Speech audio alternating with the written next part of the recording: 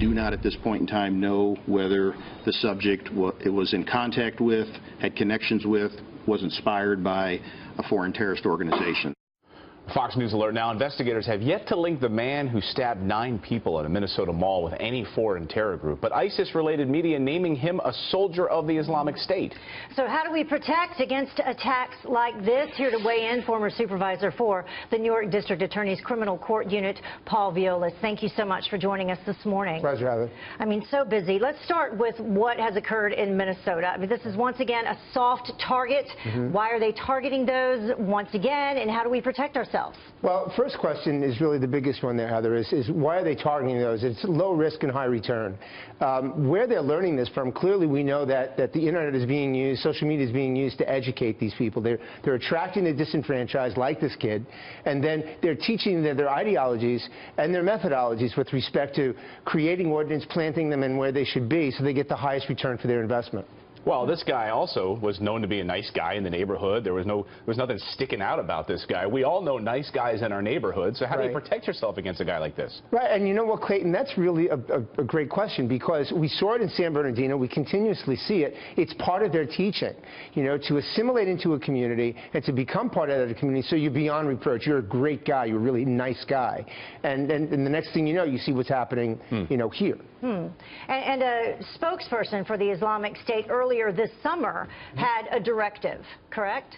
Yes, there's no question about that. Now, if we look in the totality of this thing, Heather, I think the biggest thing we need to understand is the fact that this soft target ideology makes sense for them, because if it instills fear in the American people to live a normal life, Chelsea is a normal life, the mall is a normal life, movie theaters are a normal life, they're going to significantly impact the American way of life. And that's why, to your second question, what do we need to do?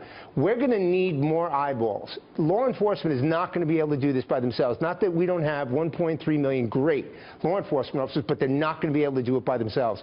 We're going to need more community involvement, and no question we're going to need a public-private partnership. Places like malls are going to have to dial it up and increase their level of vigilance and the quality of their security to make sure we're going to get much more preemptive than reactive. Well, Paul, that's what you're bringing up here. I mean, that's a great point. The public's participation, we just saw that in Elizabeth, New Jersey, right? Someone sees a duffel bag right there. We didn't have, and that's the real trouble. I'm worried about these train stations across the country. I mean, think about it. You go to Lancaster, PA, there's no one there. You can walk right up to the train platform. Clayton, you're absolutely right, and that's exactly what they're doing. But think about this for a real quick example. If you go to London and you go to a department store and someone leaves a backpack next to the counter, security knows, because it's part of their culture, security knows they're going to clear the store, they're going to isolate the bag. If you do that, let's say in New York, someone's either going to steal it or they're going to run up and pick it up and say, hey, you left your bag there. It's a matter of re-engineering our cultural thinking in our country so that we understand clearly we're in the embryonic stage of a fight with Islamic radicalists, and I'm going to say it, with Islamic radicalists in a variety of forms, and we have to change our cultural thinking so we're much more preemptive and much more involved. Yeah, since you mentioned Elizabeth, New Jersey, let's move on to that. Being said that it's not an international terrorist, he's a local terrorist. So does that make any difference at all when it comes to the explosion that happened in Chelsea, New Jersey, at the race that happened earlier in the day, the fundraiser, the charity race, and then what's going on in Elizabeth this morning? You know what, Heather, I heard that this morning, and I think it begs the question, what is the virtue of the difference between an international, well, he wasn't an international terrorist.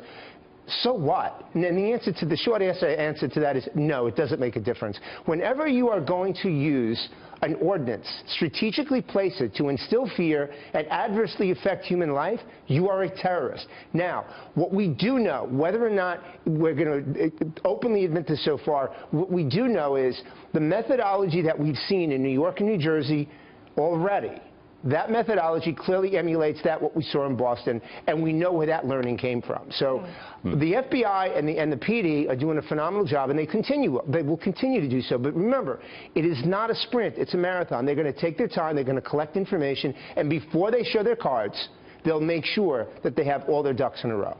Absolutely troubling. All right, Paul, thanks for joining us this morning. We appreciate it, as always. Always a pleasure, Clayton. Thank you.